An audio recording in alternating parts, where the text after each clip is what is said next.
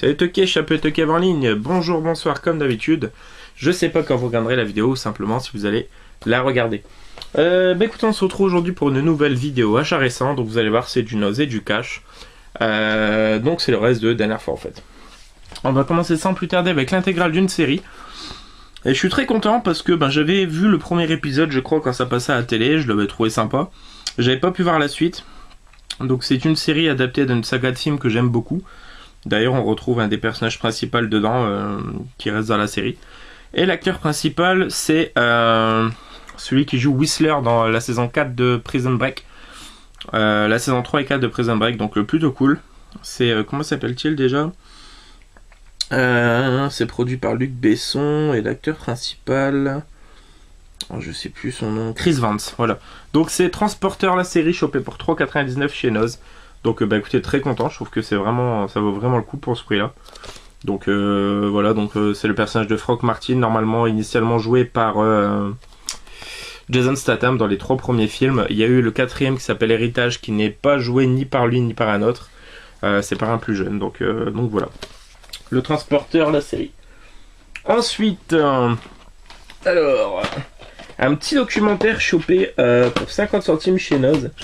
Et ma foi, je suis vraiment bien content de l'avoir pris. C'est d'après le best-seller Le Nouvel Hollywood de Peter Biskind. Ça s'appelle Easy Riders, Raging Bulls, comment la génération sex, drogue et rock'n'roll a sauvé Hollywood. Donc c'est un documentaire de chez Whiteside, a priori, j'ai l'impression. Voilà, et c'est un documentaire de ce que j'ai vu qui est pas évident à trouver, donc je suis plutôt content.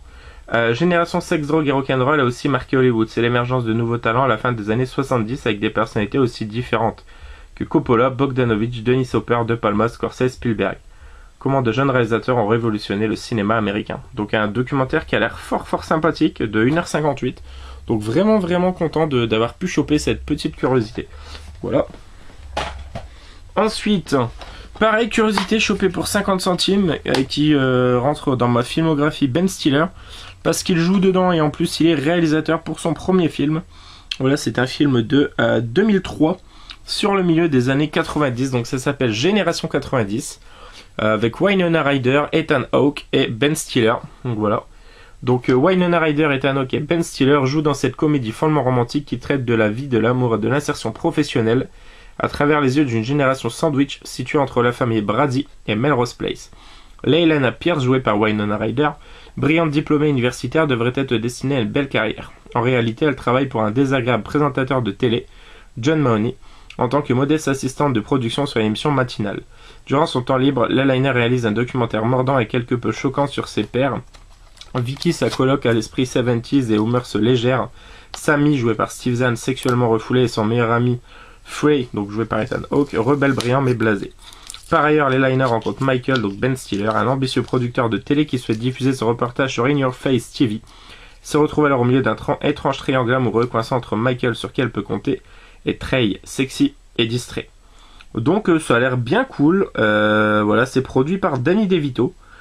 Donc voilà, donc Reality Bites, génération 90. Ensuite... alors là, totale curiosité, ça a l'air vraiment barré. Donc ça s'appelle Demon Lover, donc c'est un film de Olivier Assayas. Demon Lover est un conte magnifique et prémonitoire, c'est avec Connie Nielsen, Charles Berling, Chloé Sevigny, Gina Gerson. C'est pour 1,50€ chopé chez Noz. Et là je vais vous lire le résumé. Donc Diane, une jeune femme sans scrupules, a fait une ascension fulgurante au sein du groupe Wolf. Elle doit aller à Tokyo pour négocier le rachat d'une société japonaise spécialisée dans les mangas pornographiques. Wolf en a besoin pour s'allier avec le principal diffuseur de manga sur internet, demonlover.com. Mais Diane est en réalité une espionne au service du site concurrent Mangatronics. Son double jeu va se révéler de plus en plus risqué car elle dérange des intérêts bien plus importants que ce qu'elle imaginait. Manipulation, chantage, cambriolage, que cache cette multinationale, Diane a découvert le secret.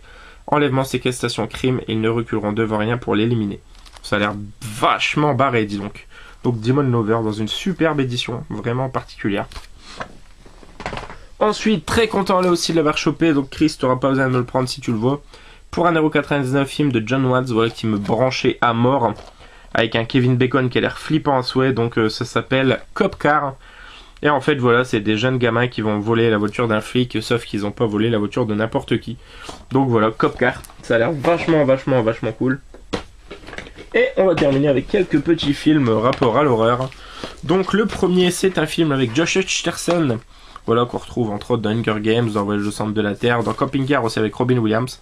Voilà, c'est un petit film sur un milieu lycéen, c'est un survival, alors... 3 ados tentent de survivre à la pression des lycées complètement cinglés, frappés par un tueur tout droit sorti d'un film d'horreur. Ouais, c'est un slasher survival. Ça a l'air plutôt cool pour 50 centimes, donc détention. Je sais qu'il y a pas mal de monde qui en parlait pendant un moment. Ensuite, bah là je suis très content, pareil pour 50 centimes, un film, bon pas terrible, mais vraiment culte, de Josh Whedon, donc voilà, avec Christy Swanson dans le rôle de Buffy, mais on retrouve aussi Donald Sutherland, Luke Perry, Paul Rubens, donc Pee-wee Big Adventure, Rutger Hauer, donc voilà, c'est Buffy tueuse de vampires, le film. Donc voilà, je sais qu'il vient de ressortir, je sais plus si c'est sur le shot qui fume ou Uncut ou je crois une édition comme ça. Et bah ma foi, voilà, très content. Ensuite, là aussi très content, il me faudrait le 1, donc chopé pour 50 centimes. Le beau-père de... Voilà, donc suite directe, avec Terry O'Quinn qu'on retrouve dans X-Files, le film entre autres, et dans Peur Primal. Jerry Blake s'échappe de l'asile et arrive dans une nouvelle ville où il devient conseiller matrimonial récemment divorcé. Carol Greyland tombe très vite sous le charme de cet homme qui la couvre d'attention. La meilleure amie de Carol est trop présente, il faut l'éliminer. Donc voilà, le beau-père 2. Et pour terminer, 2 films de chez Noz, donc chopé pour 1,99€ avec Jamie Chung. Pareil, super content de le choper, celui-là ça fait un moment que je le voulais. Je trouve la jaquette vachement stylée. Donc c'est Eden.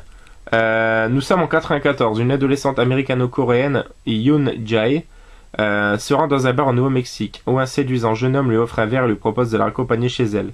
Elle n'arrivera jamais à destination, elle est enlevée, forcée à se prostituer par un réseau de trafiquants de drogue et de traite d'êtres humains, situé à la périphérie des lumières de Las Vegas dans le Nevada. Yoon Jae est initié à sa nouvelle vie par Bob Bridges, le marshal fédéral corrompu à la tête de l'organisation. L'esprit brouillé par la morphine, Yoon Jae découvre l'avenir qui l'attend. Sexe avec des inconnus et un garde-meuble de 3 mètres carrés pour logement. Ça a l'air vraiment bien. Donc j'aime bien le genre de truc comme la série Matryoshki par exemple. Et pour terminer, eh ben, un film qui rentre dans ma filmo, enfin dans mes films de Sharksploitation. Donc pour 1,50€ avec Lou Diamond Phillips et Coolio. Et également Christy Swanson, bah, que je viens de vous présenter à l'instant, qui joue Buffy. Tiens donc. Redwater. Donc dans une rivière de Louisiane, des raffineurs explosent un site de pétrole alors que des extros tentent de repêcher 3 millions de dollars. Mais un requin d'eau douce affamé compromet quelque peu les plans. Donc voilà, ça a l'air de faire forcément téléfilm. Mais ma foi, je suis content de rentrer pour les films de Sharksploitation. Ouais, je trouve que l'esthétique est sympa. Pour 1,50€, les amis, c'est terminé pour cette vidéo. J'espère que ça vous aura plu. Une fois de plus, n'hésitez pas à laisser en commentaire ce qui vous tente moins.